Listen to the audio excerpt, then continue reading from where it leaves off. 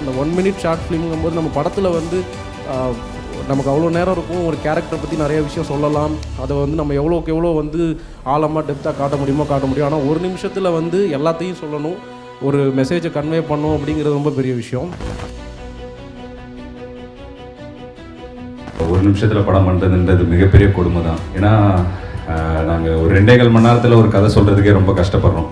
அதுக்கே வந்து இந்த இடத்துல இந்த கதை புரியல அது புரியலங்கிறாங்க. ஒரு நிமிஷத்தில் நீங்கள் எவ்வளோ கஷ்டப்படுவீங்கிறது வந்து கண்டிப்பாக எங்களால் புரிஞ்சிக்க முடியுது. அந்த கரு கொஞ்சம் கூட டிஸ்டர்ப் ஆகாமல் ஒரு நிமிஷத்தில் இப்போ இருக்க அந்த ஃபாஸ்டஸ்ட் வேர்ல்டில் எல்லாருக்கும் அதை போய் ரீச் பண்ணணும்னு நினச்சி இந்த ஒரு ஐடியாலஜியாக கொண்டு வந்தது ஒரு பெரிய ஒரு விஷயம். அது வாழ்த்துக்கள் சார். ஏன்னா இது ஒரு சேலஞ்சிங் தானே. ஸோ அந்த ஒரு சேலஞ்சை வந்து நீங்கள் எல்லோரும் சேர்ந்து தான் அது ஒரு சக்ஸஸ்ஃபுல்லாக மாற்றிட்டுருக்கீங்க.